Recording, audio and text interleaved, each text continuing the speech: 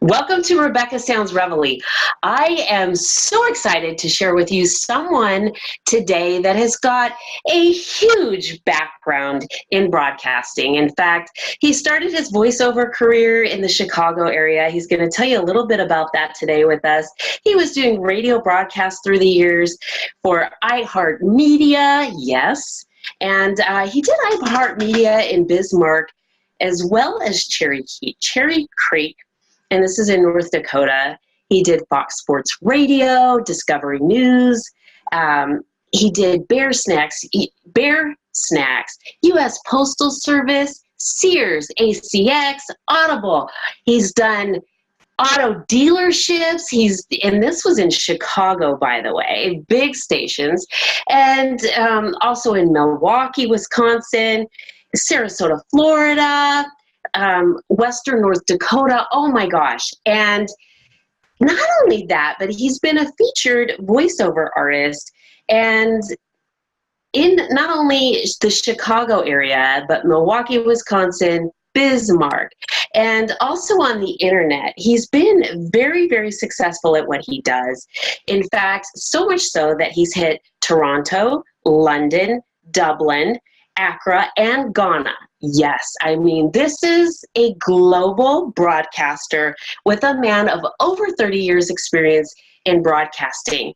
And he specializes not only in radio, but commercials, production, imaging, business presentations, narration, e-learning, audiobooks, gaming, and even, yes, wait for it, on-hold messaging.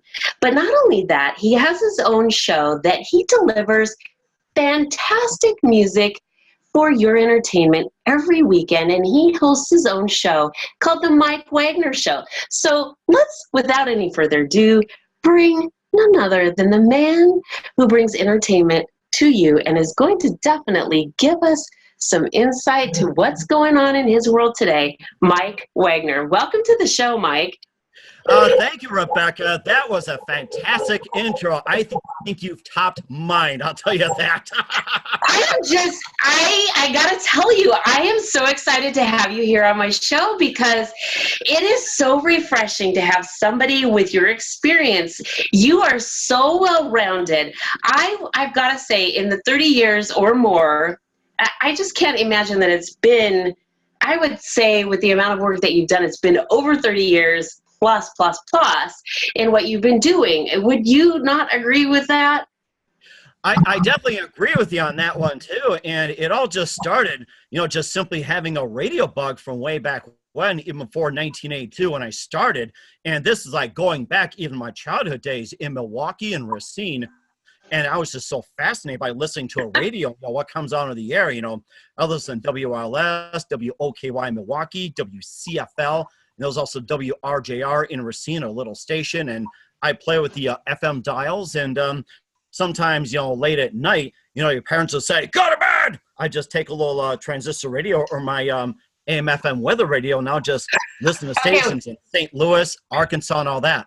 Mike, you said transistor, and I don't know if some of the current viewers even know what that is. Can we just share that with them? Because you caught me on thing I remember. I know what a transistor radio is, but if somebody's not familiar with that, we just got to get them up to speed. I love it. I absolutely love it. Oh, okay. A transistor radio is like an AM radio. It's probably the size of the palm of my hand, and it's got a little dial. You can just go up and down the dials, and you just listen in your ear. And then my dad gave me an AM/FM weather band radio, which is a little bigger. It has an antenna, and it's got a weather feature. And I would sometimes listen to all kinds of stations you pick up. You didn't need the internet. I pick up stations in St. Louis and Little Rock, Arkansas, Denver, Boston, and I've also picked up a station, I think far away up in Boise, and then go down to San Antonio. They had a great top 40 station, and also picked up a little bit of station in the Carolinas and Kentucky and everything. And you just go up and down the dial, and I came up here and did that. I picked up all kinds of stations in Canada. Listen to a country station, a talk station, even a top 40 station, a religious station in just all kinds. And then I was able to pick up some Chicago Cubs games while I was in North Dakota, back in 2007. And too bad they lost to Arizona. It's like I had to be glued. You had to hit a certain area. But then it's like, thanks to the internet, I could easily go out and watch or listen to a game. And thank goodness I brought my family over to Bismarck, having chicken wings and staying up till 1 morning watching the Cubs beat the Cleveland Indians in Game 7. I said, don't screw this up. And ironically, half the people there were pastors from the Cleveland area attending a conference, and they all said, congratulations on Chicago Cubs. God bless you. I says, I'll be praying for your Cleveland Indians next year to win it. You gotta love it. You absolutely gotta love it.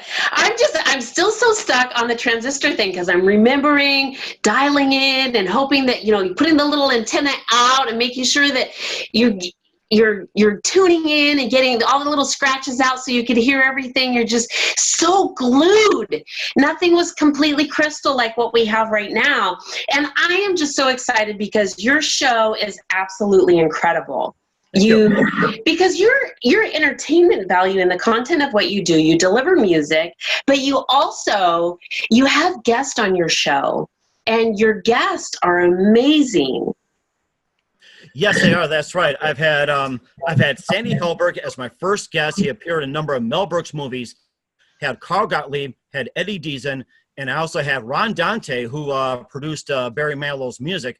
One time lead singer of the Arts. He was a fantastic guy, and he got a start in Spearfish, South Dakota, where I pretty much started the whole genesis of trying to create the show in my mind while I was vacationing with family in the Black Hills. So I was over there, and Steve Joyner, my executive producer, we were sitting there chatting, and this is during vacation time, and I said, well, we're here in Spearfish, we're here in the Black Hills, Lee, Deadwood, and everything. And Ron Dante was talking about Spearfish. He says, that's where I first performed, 19 years old. And I says, that is amazing because my youngest son, Sam, loves fishing. We went to their fish hatchery in Spearfish, and we were just talking about that. Said, it's just so beautiful over there. Went to Rapid City, and my family loved it. Even Steven, my wife Serena, said, can we move to South Dakota? I said, I have to get a job over here. That's the thing. So it's like, right here where I'm at, everything's good and everything like that. Bismarck has some really good radio stations and good portions of North Dakota. And of course, the station where I'm at, KFYR, actually it's a 5,000 watt station, but covers 5 states and 3 Canadian provinces. That's a powerful signal. That's why I'm so attracted. So let me ask you this, Mike. I'm just, because I'm kind of not really super savvy when it comes to technical stuff, but let me ask you this. Okay, so you have a 5,000 watt station. You've got this massively powerful antenna. Does 5G, 4G, any of that kind of, I know the cell phone towers may not have anything to do with it, but do they? It really doesn't matter because what it is, it's an AM tower, which is like a really strong one. It can withstand hurricanes and everything like that. It has a strong signal where it just carries straight, and there's no buildings that obstruct it, because if you have an AM station and you have a signal that hits a building, boom, your signal's dead. But the FMs bounce around, but they're fragile. But the AM stations are designed, for signal strength, also endure weather conditions. And not only KFYR is an entertainment station, also news, sports, and also it helps out with weather situations. We're actually part of the National Weather Service in Bismarck, and we're supposed to be the main hub alerting other stations there's a tornado or say like a winter storm, blizzard, everything like that. And I've been there where it's like, we've had, serious thunderstorms, and we had these floods and everything else. And it was like, our job is to keep people safe and informed, not just entertain, but keep everybody safe.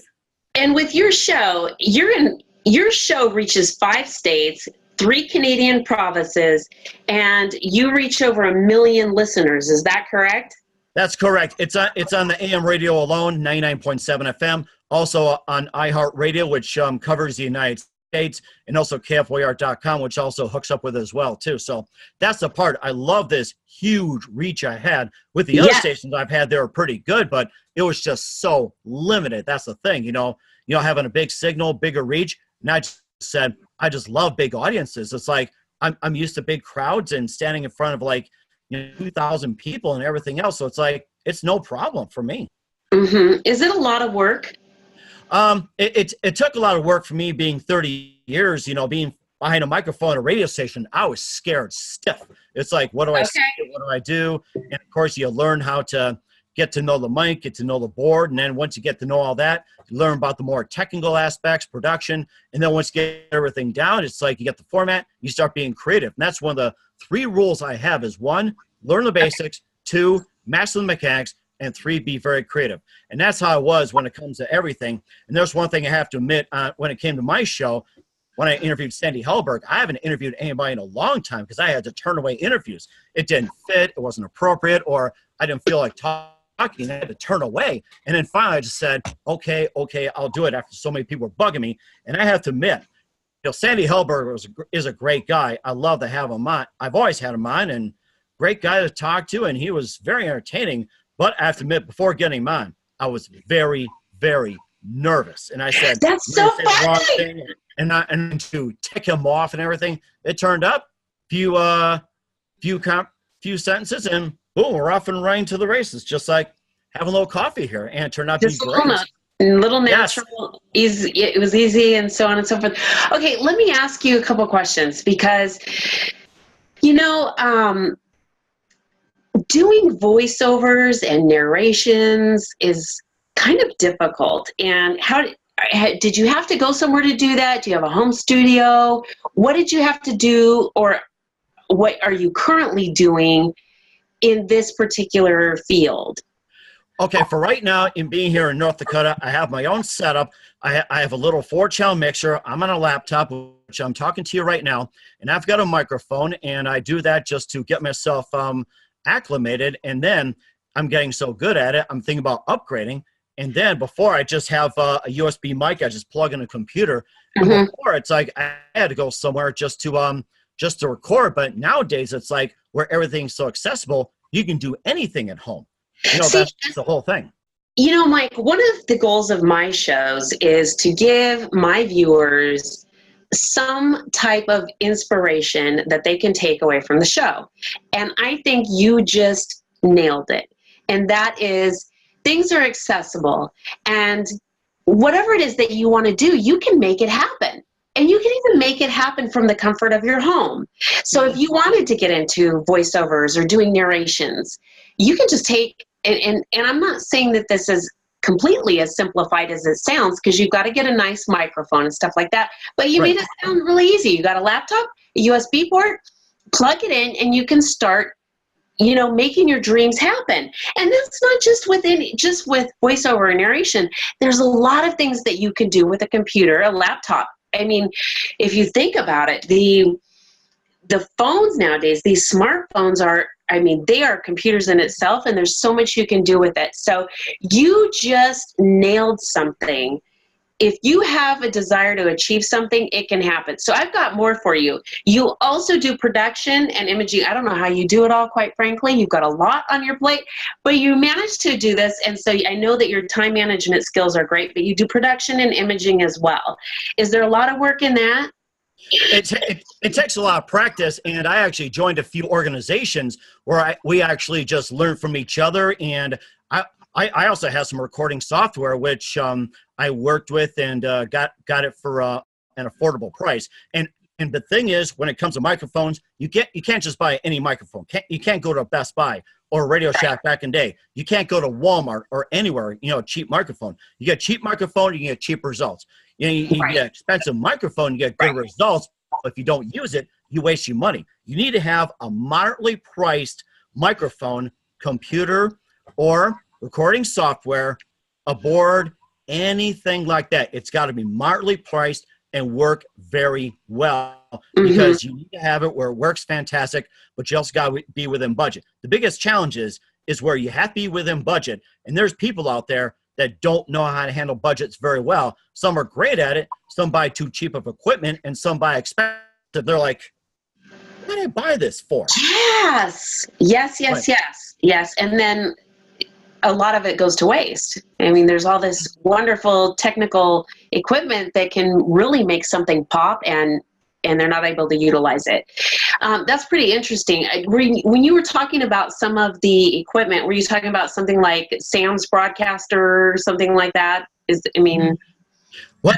Actually, what it is with my Mike Wagner show, I basically just record onto my audio software, and then I save it onto MP3, and then I just post it on the outlets, Facebook, SoundCloud, Spreaker, Spotify, iHeart Radio, and also on YouTube as well too.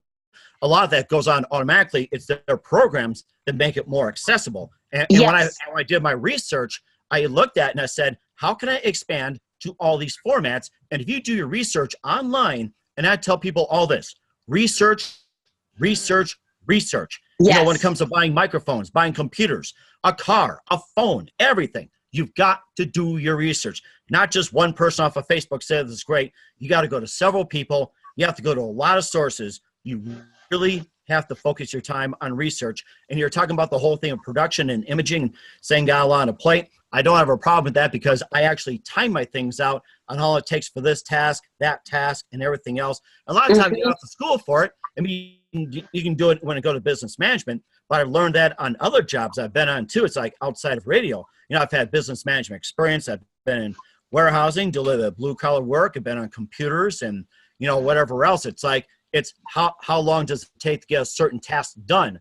Like say, just a little piece, like say, this is Mike Wagner, just takes a minute, fancy it up, like maybe 5 minutes. Or an audiobook, you probably need to take a half a day just to get through a few chapters, and you have to be quiet. And you have to really, really manage your time and figure out when you're going to do it. So the big challenge is scheduling and how long it takes us to task.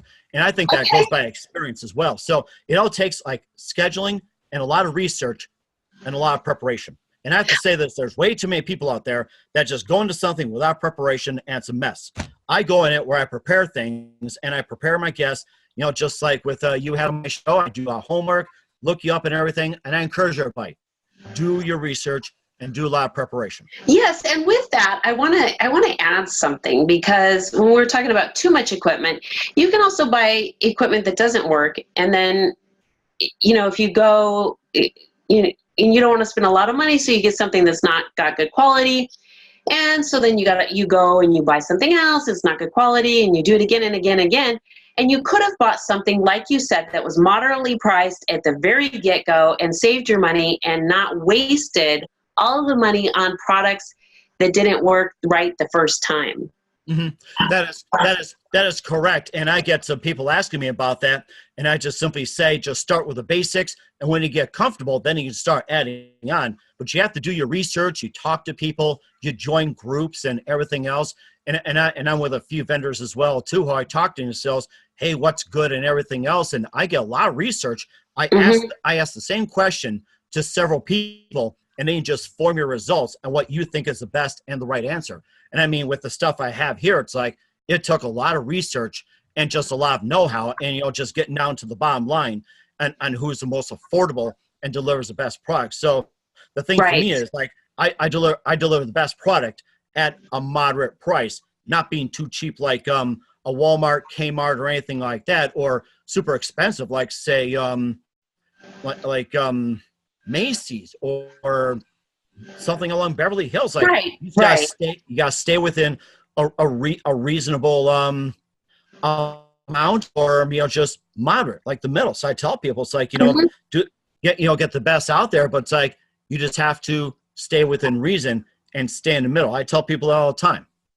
That makes so much sense. And you have experience in this, you've been doing it. So I know that one of the things too that we should probably share with the viewers is if they're thinking about getting into something like this, if you're going to invest your money in something, like you said, do it moderately. Make sure that this is something that you want to get into and stick with. Or, like, for example, I started doing photography, and I decided, okay, I'm going to research the camera, and then I'm going to purchase a camera, but I'm not going to buy the most expensive camera out there. I'm going to make sure that this is something that, as a hobby that I'm doing, that I'm going to pick up and use. The camera isn't going to be used a few times and sit on the shelf.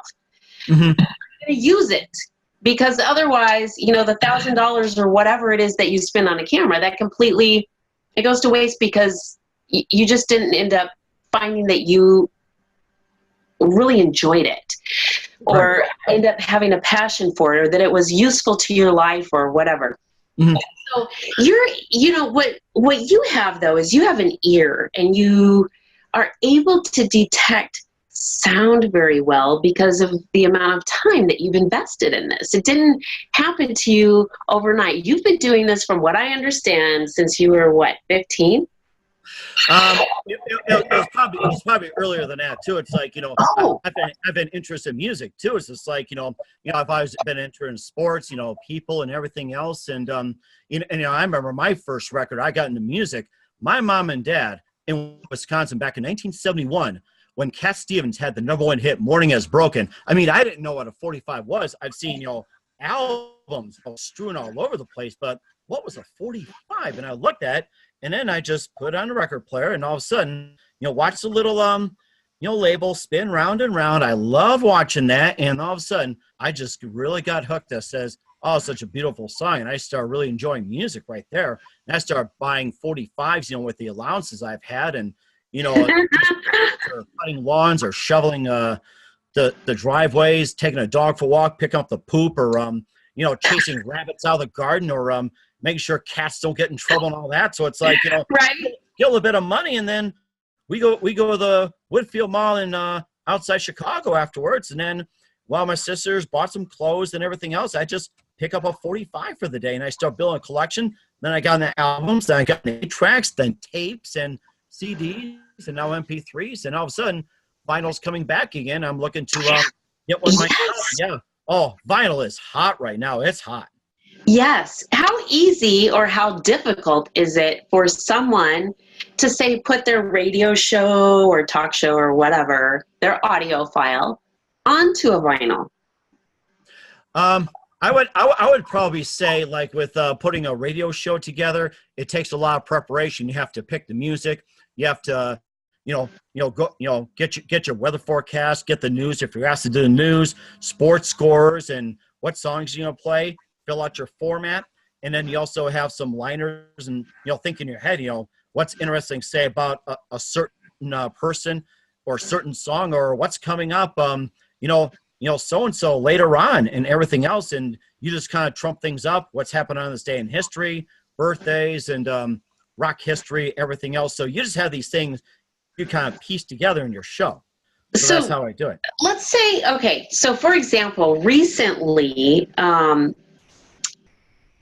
it's really interesting because I've been kind of trying to connect family from way back, doing ancestral genealogy kind of stuff. And so my dad ended up having these old records of voices from, like, I don't know, his father, his uncle.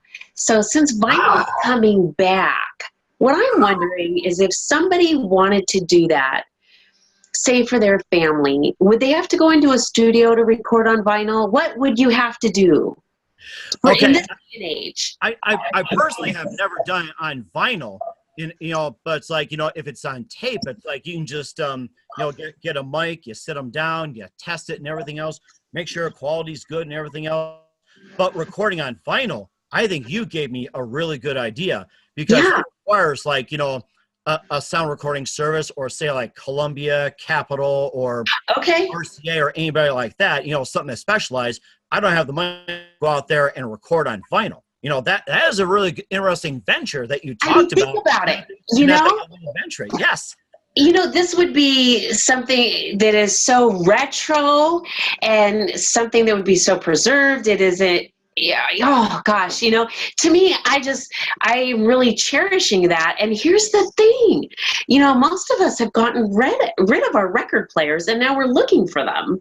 And I'm ready to play these things. And, my dad's kind of like, I'm not sure that I'm ready to hear this, because, choke, I don't want to get all choked up and teary-eyed or whatever. And I'm ready to hear this. And some of it's going to be delivered to other family members because it's got their, there's so much value in this. And what's really kind of hard with what we've got going on in our world right now is, everything's recorded on our phone, or it's on our computer. And this is including photographs.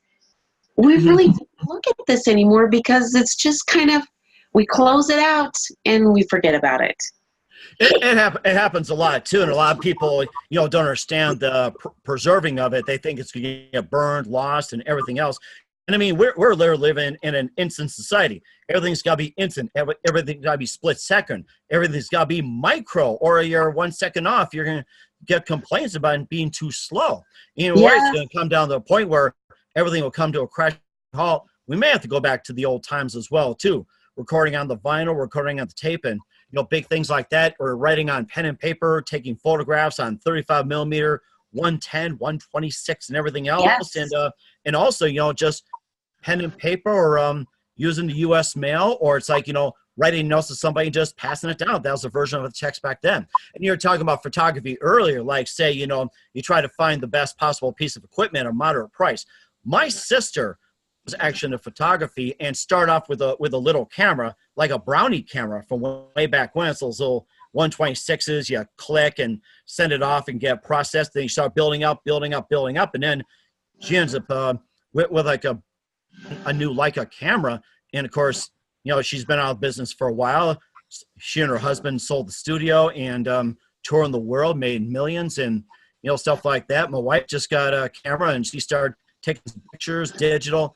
And I thought about you had brought it up, and I said, you know what? Maybe I will get a camera and start doing something like that again. It's just a matter of time when to get out there. So that's the challenge. It's like when, the weather, and everything else. And I have to say this, being here in North Dakota, 25 degrees right now, that's been the warmest we've had in about 6 or 7 weeks. I'm not kidding. Ouch. I know.